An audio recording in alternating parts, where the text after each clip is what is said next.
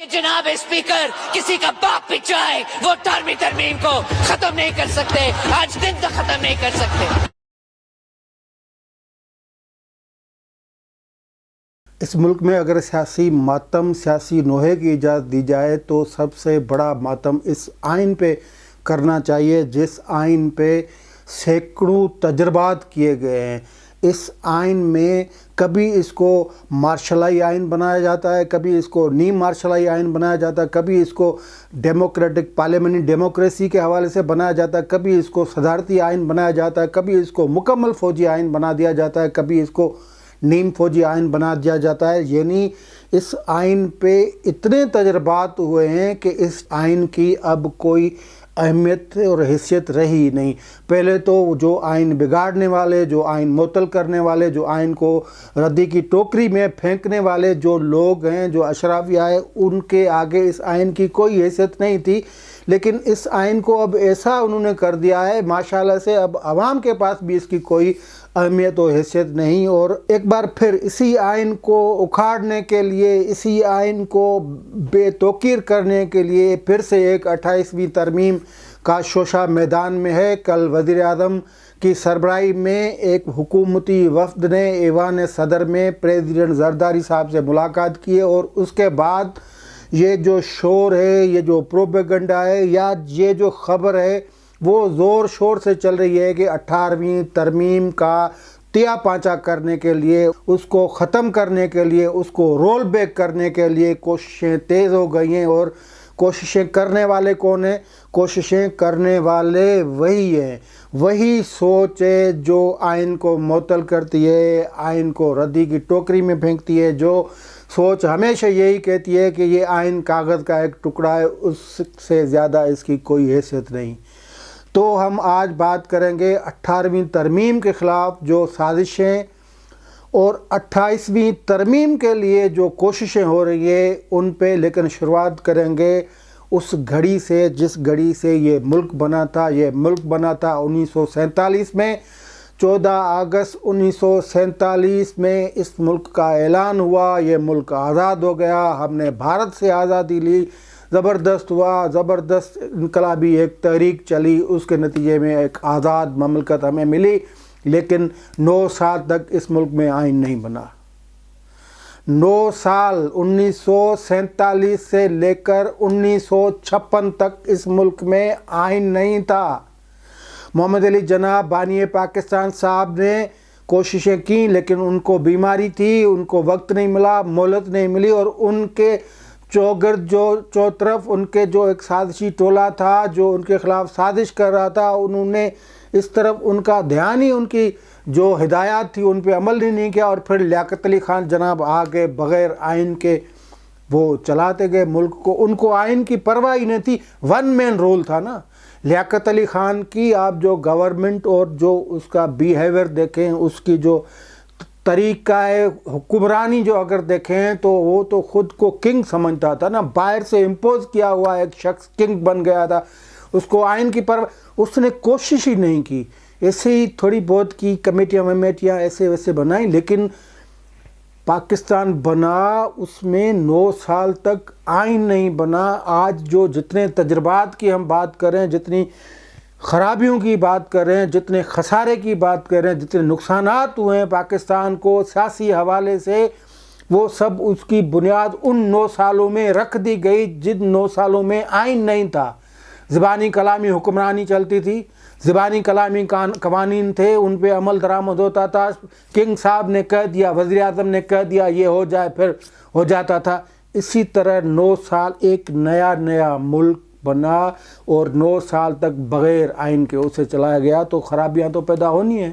خرابیاں وہ پیچھا ہی نہیں چھوڑ رہی۔ آپ سیاسی تاریخ پاکستان کی اٹھا کے دیکھ لیں، آپ حیران ہو جائیں گے۔ وہ جو لیاقت علی خان نے جس بنیاد رکھی تھی، ماشاءاللہ بڑی تعصب والی، نفرت والی، ایسی اس نے، اور اس طرح لوٹا ملک کی خزانوں کو، اتنے وسائل کو، اور پھر بانٹا کوڑیوں کے بھاؤ، جیسے اندھا بانٹے ریوڑیاں، اس طرح بانٹا گیا اس ملک میں۔ اس کی یہ बदकिस्मत हिस्ट्री है, क्या करें, लिखा हुआ है ना, मैं अपनी तरफ से थोड़ी कह रहा हूँ, ये लिखा हुआ किताबों में कि उसका तर्ज हुक्मरानी कमाल का था। आइन नहीं जो बंदा प्राइम मिनिस्टर की कुर्सी पे हो और वो एक मरतबा भी ये कोशिश ना करे कि आइन होना चाहिए, इस मुल्क को आइन के तहत चलना चाहिए, उसने कोशिश ही नहीं की, उसको परवाह ही नहीं थी। वो क्या मतलब, उसको तो प्लेट में जना साहब ने दे दिया था, एक बड़ा ओहदा दे दिया था, फिर जना साहब के खिलाफ साजिशें शुरू हो गई, फिर वो दनाते चलता गया। पहले तो हमें अमेरिका की झोली में डाला उसने, उसकी मेहरबानी से आज तक उस चुंगल में हम फंसे हुए हैं। और उस बंदे ने फिर नई आइन बनाया, फिर 1956 में एक जैसा तैसा आइन बना, जमहूरी आइन जिसको कहा जाता है, इस्लामी जमहूरिया पाकिस्तान उसमें नाम आ गया। तो ये 1956 में पाकिस्तान का पहला आइन बना। तो मैं कहता हूँ अगर सियासी मातम की नुआ कना होने की अगर इजाज़त हो तो सबसे बड़ा मातम इस आइन पे बनता है, जो पहले बना नहीं, बना तो फिर इस तरह उसमें बिगाड़ पैदा किए कि इस तरह उसमें मर्जी की मनपसंद जो शिकें उसमें डाली गई उसको इस तरह तब्दील कर दिया गया, अब तक तब्दील हो रहा है और फिर से तब्दीली की बातें हो रही हैं।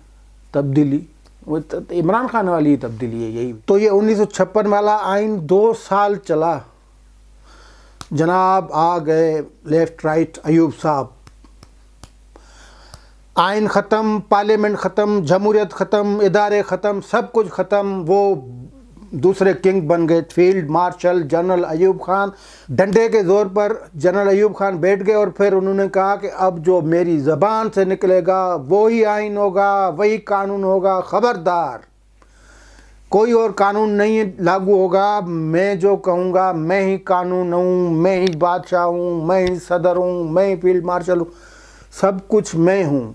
One man show Ayub Khan.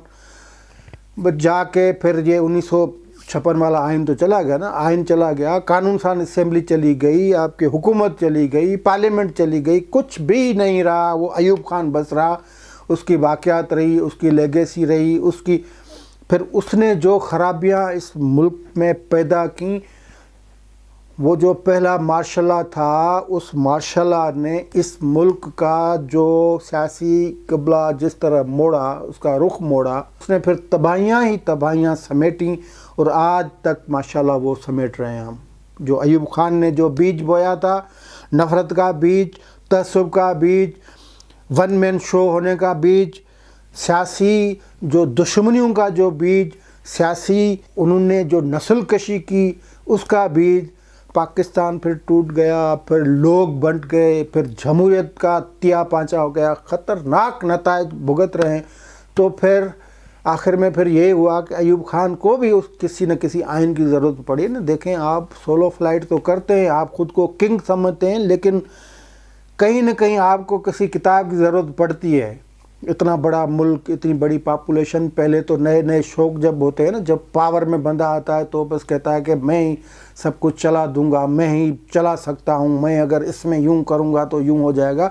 लेकिन अयूब खान को भी ज़रूरत पड़ी, फिर उसने एक और आइन बनाया क्या, मुसलत किया, ठोंसा इस मुल्क पे, उसके अवाम पे वो आइन उन्होंने मुसलत किया। और वो आइन था 1962 का आइन, जो पीवर सदारती निज़ाम की बात करता था। यानी अयूब खान चूँकि सदर था और उन्होंने सोचा कि अब तमाम तर जो ताकत का मंबा जो हो वो ऐवान सदर होना चाहिए, तो उन्होंने 62 का आइन दिया, जो बिल्कुल एक सदारती तर्ज हुकूमत का जो अक्कास था, जो शनाख्त थी, वो मुल्क में सदारती निज़ाम के हवाले से उन्होंने ये आइन दिया।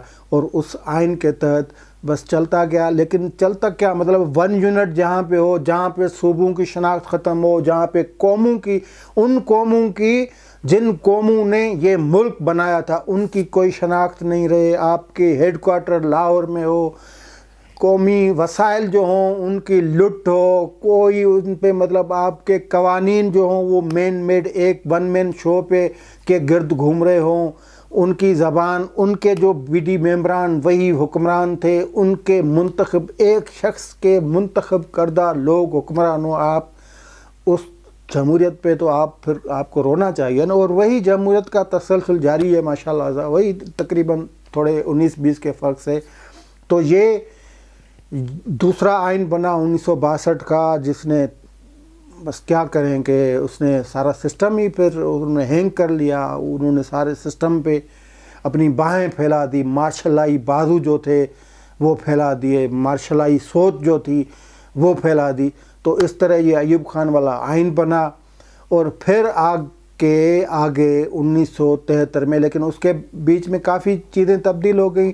ملک ٹوٹ گیا. ایک مارشلہ ایوب کا گیا تو یحییٰ کا مارشلہ آ گیا، جو مشرقی بنگال تھا پاکستان کا صوبہ، سب سے بڑا صوبہ، وہ الگ ملک بن گیا. مطلب 2 لخت ہو گیا، ملک کے 2 ٹکڑے ہو گئے. جنرل ایوب صاحب کی جو مہربانی تھی، جو لیاقت صاحب سے جو سوچ آئی تھی، وہ جنرل ایوب نے اس کو آگے بڑھایا، اور جنرل ایوب نے پھر جنرل یحییٰ صاحب کو وہی سوچ دی، اور پھر اس نے ملک کا توڑ دیا. ملک بدقسمتی دیکھیں 1971 میں ملک ٹوٹ گیا.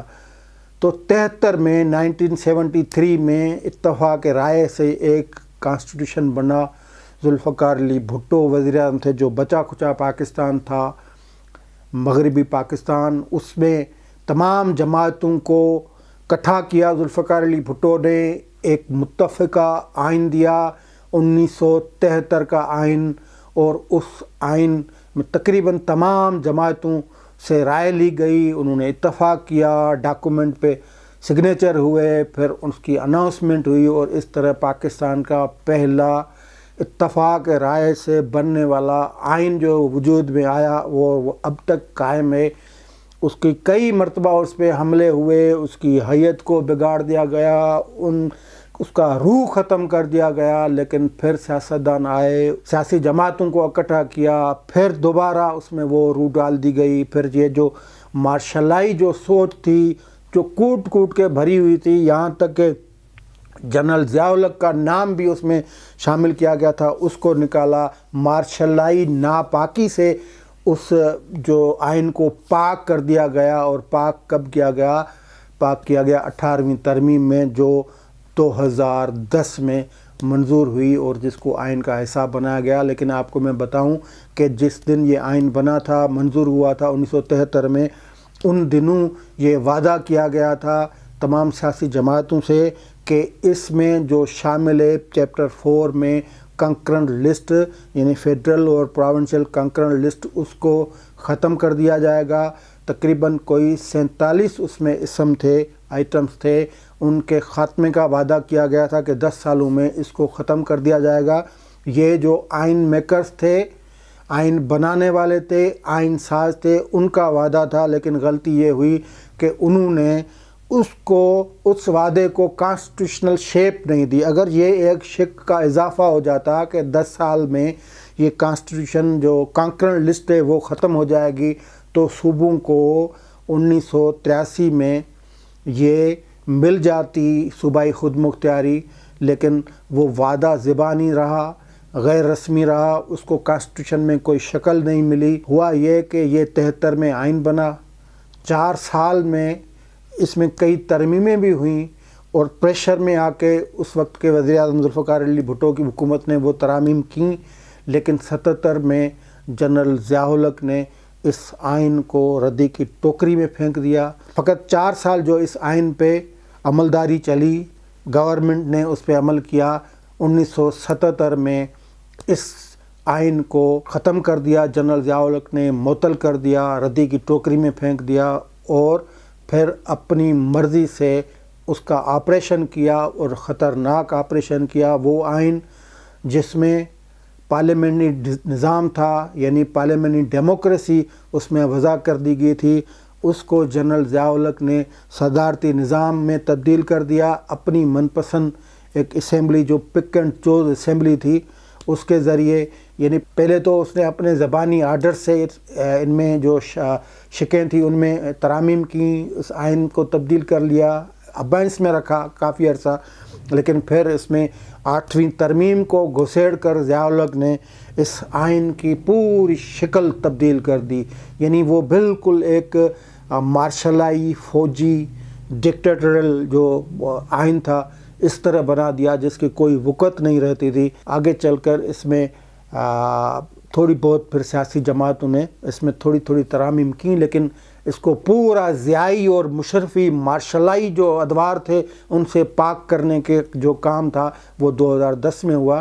لیکن میں آپ کو بتاؤں کہ ضیاء الحق نے نہ فقط اس آئین کو ختم کیا، ردی کی ٹوکری میں ڈالا، پارلیمنٹ کو ختم کیا، حکومت کو ختم کیا، سیاست کو ختم کیا، ساری جو ملک میں جو خرابیاں لائے، باقی جو بچی تھی، جو بچ گئی تھی ایوب اور یحییٰ سے، وہ جنرل ضیاء الحق لے کے آئے، اس ملک میں تباہی پھیر دی۔ مطلب ماضی میں سب کو پتہ ہے کہ ضیاء الحق نے کیا کیا، اب اس کے ہم کیا اس کا بیان کریں، سب کو پتہ ہے جتنی بھی خرابیاں اس ملک میں ہیں وہ تمام کے تمام جو وہ مارشل آئی لیڈرز جو تھے، جو خود ساختہ لیڈر بن گئے تھے۔ لیکن اس آئین کا جنرل ضیاء الحق نے بیڑا غرق تو نہیں کہہ سکتے کیونکہ کانسٹیٹیوشن نے، لیکن اس نے کسر کوئی نہیں چھوڑی۔ وہ خود کہتا تھا ماشاءاللہ، وہ کہتا تھا کہ یہ کاغذ کا ٹکڑا ہے، اس کو میں پھینک دوں، اس کی کوئی وقت نہیں۔ جنرل ضیاء الحق کی بھی یہ زبان تھی اور مشرف کی بھی یہی زبان تھی، یعنی ان آمروں کے آگے آئین کی کوئی وقت، کوئی حیثیت، کوئی اہمیت، کچھ بھی نہیں ہوتا۔ تو اسی لیے وہ ابینس میں رکھتے ہیں، ختم کرتے ہیں، معطل کرتے ہیں، اس میں جو انسانی حقوق ہوتے ہیں اس کو ہی ختم کر دیتے ہیں۔ تو یہ ضیاء الحق نے کیا، لیکن پھر آگے چل کر محترمہ بینظیر بھٹو اور میاں نواز شریف کی حکومتوں نے آپس کی انڈرسٹینڈنگ میں اس میں سے کچھ شقیں جو تھیں وہ ترمیم کر کے، یعنی جو صدارتی 58(2)B کے جو صدارتی اختیارات ہوتے ہیں ان کو ختم کر دیا۔ صدر کے پاس وہ اختیار نہیں رہے، لیکن وہ معاملہ پھر چل نہیں سکا۔ پھر جو 1999 آیا، پرویز مشرف نے جو کو کیا میاں نواز شریف کی حکومت پہ، اس نے بھی کسر نہیں چھوڑی۔ وہ اپنے جو پیش رو تھے جنرل ضیاء الحق، اس کے قدم پہ قدم رکھ کے انہوں نے بھی آئین کو اڑا کے رکھ دیا، آئین کو تہس نہس کر دیا، خود ساختہ چیف ایگزیکٹو بن کے وہ حکمرانی کرتے رہے۔ اور آپ ہماری عدالتوں کا تو میں نے کردار ابھی کچھ کہا ہی نہیں نا۔ عدالتوں کا کردار یہ بالکل، ایک جج جو ہے نا وہ مارشل لا ایڈمنسٹریٹ کے اس کاندھے پہ بیٹھتا تھا، ایک اس کاندھے پہ بیٹھتا تھا۔ سپریم کورٹ، مطلب سپریم کورٹ ہر فوجی جنرل جو مارشل لا لگا رہا تھا اس ملک میں، جس نے بھی لگایا، اس کی جیب میں پڑے ہوتے تھے۔ سپریم کورٹ کے جج، ہائی کورٹ کے جج، اتنے یہ اپنے جو حلف سے جو اتنے وفادار رہے ہیں ہمارے جج۔ اور پھر اس دور میں کسی بھی جنرل یہاں جو مارشل لا جنہوں نے بھی لگایا، ان کے پاس شریف الدین پیرزادہ ٹائپ کے لوگ وہ اویلیبل ہوتے تھے مارکیٹ میں۔ وہ تو بکنے کے لیے برائے فروخت کے بورڈ لگائے بیٹھے تھے، اب بھی ہیں، میں آپ کو بتاتا ہوں کہ کون ہے ابھی۔ تو یہ کیا پرویز مشرف نے آئین کو، اس نے آئین کا تہس نہس کر دیا۔ اس میں پھر وہ جو LFO لایا، جو ان کے زبانی احکامات تھے، اور سپریم کورٹ میں جسٹس ارشاد جو چیف جسٹس تھے، انہوں نے اجازت دے دی ظفر علی شاہ کیس میں پرویز مشرف کو کہ آپ کی زبان سے نکلا ہر لفظ آئین میں ترمیم کا مجاز ہوگا، یعنی آپ کے احکامات آئین میں ترمیم کر سکتے ہیں۔ اس چیف جسٹس اور سپریم کورٹ میں ہمیں شرم آتی ہے کہ اس طرح کے احکامات ایک فوجی ڈکٹیٹر کو وہ دے رہے تھے کہ آپ جو کہیں گے آئین میں ترمیم ہو جائے گی، آپ کا حکم، آپ کا نوٹیفیکیشن آئین میں ترمیم کر سکے گا۔ اس طرح اس آئین پہ، اب اس آئین پہ ماتم کرنے کو دل کرتا ہے یا نہیں؟ اس آئین سے اتنا حشر ہوا ہے، اتنا برا حشر ہوا ہے، پاکستان تو کیا دنیا میں آپ کہیں بھی دیکھ لیں، سپریم کورٹ کا جج یا سپریم کورٹ کی لارجر بینچ کسی ڈکٹیٹر کو کہے کہ آپ کے منہ سے نکلی ہوئی جو ہر بات ہے وہ اس سے آئین میں ترمیم ہو سکتی ہے، اس طرح کہیں بھی نہیں ہوا۔ تو اس آئین پہ سر پیٹنے کو، یعنی اس سے اتنے ظلم ہوئے ہیں، اور سب ڈنڈے کے زور پہ ہوئے ہیں، بندوق کے زور پہ ہوئے ہیں۔ تو یہ تھا پرویز مشرف۔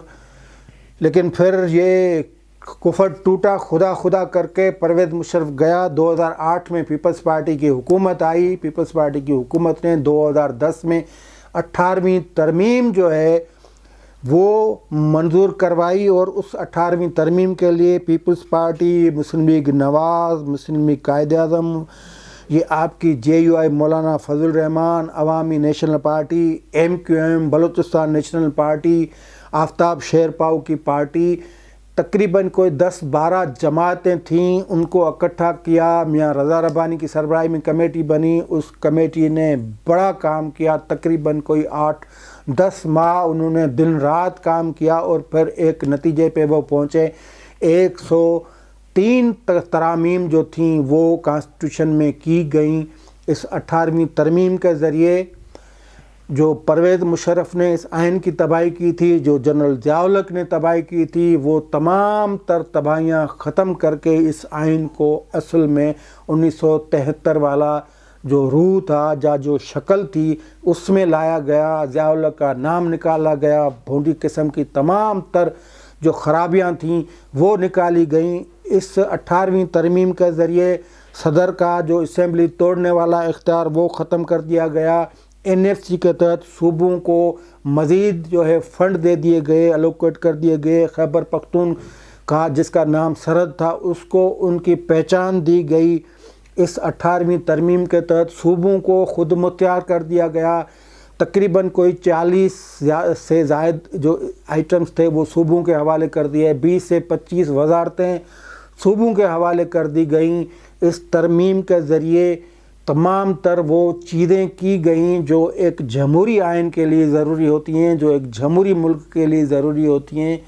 اس آئین کے ذریعے یعنی اس 18ویں ترمیم کے ذریعے تعلیم کو لازمی قرار دیا گیا، تعلیم کو بنیادی حق قرار دے دیا گیا۔ اس ترمیم کے ذریعے الیکشن کمیشن کو آزاد کر دیا گیا۔ اس ترمیم کے ذریعے جوڈیشری میں جو ون مین شو ہوتا تھا اس کو بند کر دیا گیا۔ جمہوری جو سسٹم ہوتا ہے عدلیہ میں وہ قائم کر دیا گیا اسی 18ویں ترمیم کے ذریعے۔ لیکن 18ویں ترمیم پہلے دن سے اس سوچ کے آڑے آتی رہی، اس سوچ کی تنقید کا نشانہ بنتی رہی، وہ سوچ روڑے اٹکاتی رہی جو مارشل، جو ایوب کی سوچ تھی، یحییٰ کی سوچ تھی، ضیاء کی سوچ تھی، مشرف کی سوچ تھی، جو غیر جمہوری سوچ تھی، جو مارشلائی سوچ تھی، جو فوجی سوچ تھی، وہ اس 18ویں ترمیم کی پہلے دن دشمن ہوئی۔ انہوں نے اسی گورنمنٹ کو یعنی جو گورنمنٹ ابھی جو اختیار منتقل ہونے تھے صوبوں کو اس پہ کام کر رہی تھی، اسی حکومت کے پیچھے پڑ گئی، یہ کرو وہ کرو یہ کرو۔ پھر انہوں نے 1 سال 1.5 سال کے اندر وہی اختیارات جو صوبوں کو منتقل ہونے ہیں، وہی وزارتیں جو صوبوں کو منتقل ہونی تھیں، وہی وزارتیں قائم کر دی۔ وہ جو خوراک محکمہ تھا وہ صوبوں کو منتقل ہو گیا، یہاں پہ کبھی فوڈ سیکورٹی کے نام پہ، کبھی منفال کے نام پہ وزارت قائم کر دی۔ وہ فیڈریشن میں زرعی اجناس کی کاروبار جو تھا، اس کی خریداری تھی، اس کی ایکسپورٹ تھی، امپورٹ وہ وفاق نے خود کے پاس رکھ لیا۔ وہ جو ایجوکیشن کی منسٹری صوبوں کے حوالے کر دی گئی، یہاں کے پہ الگ سے منسٹری قائم کر دی گئی۔ کبھی اعلیٰ ایجوکیشن وفاق نے اپنے اس میں رکھی، پریشر پڑتا گیا صوبوں پہ، ایک نصاب بناؤ، فلاں کرو فلاں کرو، یعنی مداخلت۔ اسی طرح کئی محکمے وہ وفاق میں برابر وہ رکھ دیے گئے کہ یعنی متوازی آئین وہ سسٹم چلتا۔ آئین میں ایک چیز تھی، جو نظام تھا وہ متوازی سسٹم تھا، یعنی وہ جو کنکرنٹ لسٹ جو ختم ہوئی وہی ایٹم جو تھے وہ وفاق میں کام کرتے رہے، صوبوں میں بھی کام کرتے رہے، لیکن ٹینشن یہ بنی رہی۔ اور سب سے بڑی بات، دنیا میں پاکستان کا جو ایک اسٹرکچر، سیاسی اسٹرکچر یا سسٹمیٹک اگر اسٹرکچر دیکھیں تو وہ فیڈریشن کا ہے۔ اور فیڈریشن کا جہاں بھی اسٹرکچر ہوتا ہے تو وہاں جو قانون سازی کا اختیار ہوتا ہے یا جو انڈرسٹینڈنگ کا ہوتا ہے وہ اسی طرح ہوتا ہے کہ آپ صوبوں اور وفاق مرکز کو دونوں کو قانون سازی کے اعتبار سے اکٹھے چلنا ہے۔ دنیا بھر میں اسی طرح پاکستان کا کانسٹیٹیوشن آئین کا آرٹیکل 141 141 سے لے کر 159 تک وہ صوبوں اور وفاق کے اختیارات کا جو توازن ہے اس کی بات کرتا ہے۔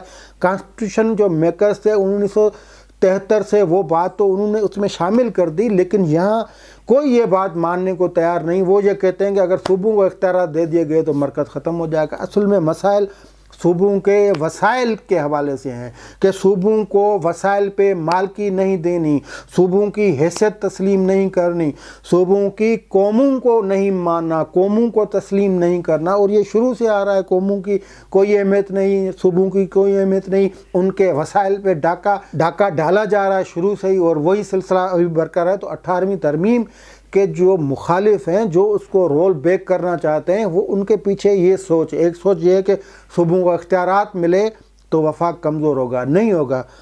آپ دنیا میں مثال لے لیں، 27-28 جو ہیں وہ ممالک فیڈرل ڈیموکریٹک سسٹم پہ کھڑے ہیں۔ آپ کا امریکہ ہے، آپ کا کینیڈا ہے، آپ کا آسٹریلیا ہے، آپ کا برازیل ہے، جرمنی ہے، سوئٹزرلینڈ ہے، آپ جتنے بھی ممالک لیں تو بھارت ہے آپ کا، وہاں پہ ان کی ریاستوں کا ان کے جو صوبے ہیں جو بھی انہوں نے نام دیے ہیں ان کے جو یونٹس ہیں ان کو با اختیار کیا ہوا ہے. مرکز نے فقط چند اپنے رکھے ہوئے ہیں محکمے, ڈپارٹمنٹ یا وزارتیں, باقی تمام تر وہ صوبوں, ریاستوں یا یونٹس کو دی ہوئی ہیں اور وہ چل رہے ہیں, سالوں سے چل رہے ہیں. کامیاب ترین نظام ہے وہاں پہ. لیکن پاکستان میں یہ ہے کہ صوبوں کو اگر دے دی گئی, اختیار دیا, مالی وسائل دیے, ان کے وسائل پہ کنٹرول دیا, تو مرکز کو مضبوط کرتے کرتے یہ اس سوچ نے ملک کو توڑوا دیا, صوبوں اور وفاق کا اعتماد ختم کروا دیا, اور اب بھی اسی ڈگر پہ چل رہے ہیں. تو یہ جو پریزیڈنسی میں ملاقات ہوئی ہے, اس ملاقات کے حوالے سے بھی خبریں یہی چل رہی ہیں کہ 18ویں ترمیم کو رول بیک کرنے کے لیے پریشر بہت ہے. اور اس میں یہی خبریں چل رہی ہیں کہ ایجوکیشن, پاپولیشن, ہیلتھ, منرلز, یہ جو ہیں وزارت محکمے جو ڈیوالو کر کے صوبوں کو دی گئی تھیں, ان کو واپس وفاق اپنے کنٹرول میں لے, کیونکہ اگر یہ صوبوں کے پاس رہیں گی تو مرکز مضبوط نہیں رہے گا, مرکز کمزور رہے گا. اصل میں بات یہ ہے کہ پورے وفاق کے پیٹ میں درد یہ ہے کہ پیسے صوبوں کو تھوڑے زیادہ جاتے ہیں, وہ زیادہ نہیں ہونے چاہیے. کچھ بھی نہیں ہوگا آپ کے پاس اگر صوبوں کا اعتماد نہیں ہوگا, بھلے کتنا بھی پیسہ آپ کے پاس آ جائے گا لیکن وہ کمزور رہے گا. مرکز کبھی بھی مضبوط نہیں ہو سکتا. اگر پیسوں کا ایشو ہے تو یہ اسی ترمیم کو انٹیکٹ رکھتے ہوئے وہ مسائل حل ہو سکتے ہیں. جس طرح یہ تجویز ہے کہ بے نظیر انکم سپورٹ پروگرام وہ صوبے خود چلائیں, صوبوں میں پریشر ہوگا, صوبوں کو آپ دیں. یہ بہانہ بھی ایک لیم ایکسکیوز کی طرح ہے کہ صوبوں کے پاس کیپیبلٹی نہیں ہے, اہلیت نہیں ہے, ان کے پاس اتنی وہ کوالٹی نہیں ہے, ان کے پاس یہ گنجائش نہیں ہے. یہ اس طرح کئی باتیں چلتی ہیں نا. بھئی اہلیت کیوں پیدا ہوگی, آپ ان پہ ذمہ داری رکھیں, ان کو کہیں کہ بھئی یہ BISP کا پروگرام آپ خود چلائیں. آپ ان پہ یہ ذمہ داری رکھیں کہ بھئی آپ ٹیکس جو ہے وہ کلیکشن کر کے دیں, آپ ان کو ٹارگیٹ دیں. تو صوبوں پہ ذمہ داری اگر رکھی جائے گی اور کسی انڈرسٹینڈنگ کے رکھی جائے گی تو صوبے وہ دے سکیں گے. اگر یہی تجربات کرنے ہیں آئین میں اور پھر وہی پرانے تجربات کرنے ہیں تو پہلے تو اس وفاق کو ان پرانے تجربات سے سیکھنا چاہیے, ان کو نئے کرنا چاہیے. کیونکہ کسی کے بازو مروڑ کے, سیاسی کسی پارٹی کا, جماعت کا, لیڈر کا بازو مروڑ کے, ان کو گھر بٹھا کے, ان کو دیوار سے لگا کر, اس سے تو پیٹ بھرنا چاہیے نا. یہ تجربات ہوئے ہیں نا, بازو مروڑ کے, میاں نواز شریف کی بازو مروڑ کے آپ عمران خان کو لے کے آئے نا. اگر آرام ہے تو پھر بھلے ویسے تجربے کریں, پھر کوئی نیا اس طرح کا بندہ ہے نا, وہ کسی پچ سے یا کسی گراؤنڈ سے یا کسی ٹی وی شو سے لے کر آئیں, پھر وہ آپ کے گلے پڑے گا, پھر آپ ان کو دوبارہ کہیں گے کہ یار اب ہماری جان چھڑاؤ. تو اس طرح کے تجربات بند ہونے چاہیے. اور یہ 18ویں ترمیم پہ تمام جماعتوں کا اتفاق ہے, اس میں اگر آپ کسی کی بازو مروڑیں گے, زبردستی کروائیں گے, تو اس سے پیغام صحیح نہیں جائے گا. ہو سکتا ہے کہ وہ جماعت آپ کے پریشر میں آ کے ہاں بھی کر دے, لیکن جو عوام میں بد اعتمادی پیدا ہوگی اس کے نتائج اس وفاق کے لیے بالکل برے نکلیں گے, بالکل خراب نکلیں گے. اعتماد ہی بڑی شے ہے, بھروسہ ہی بڑی شے ہے. اور پہلے دن سے اس ملک میں جمہوریت پہ, پارلیمنٹ پہ, عوام پہ, سیاسی جماعتوں پہ کوئی بھروسہ نہیں رہا. لیکن عوام کا اگر اس مرکز سے بھروسہ اٹھ گیا, ٹوٹ گیا, کمزور ہو گیا, تو اس کے نتائج مزید خراب نکلیں گے, مزید سانحات جنم لے سکتے ہیں, مزید افراتفری پھیل سکتی ہے. تو تھوڑا بہت اس پہ کنسیڈر کیا جائے کہ یہ ساری چیزیں جو 18ویں ترمیم کی شکل میں آئیں, اس کانسٹیٹیوشن کو جو ماشاءاللہی اثرات سے پاک کیا گیا, اس کو آپ رہنے دیں. باقی آپس میں بیٹھ کے مسائل حل کیے جا سکتے ہیں. آج کے لیے اتنا ہی, اجازت دیجیے, خدا حافظ.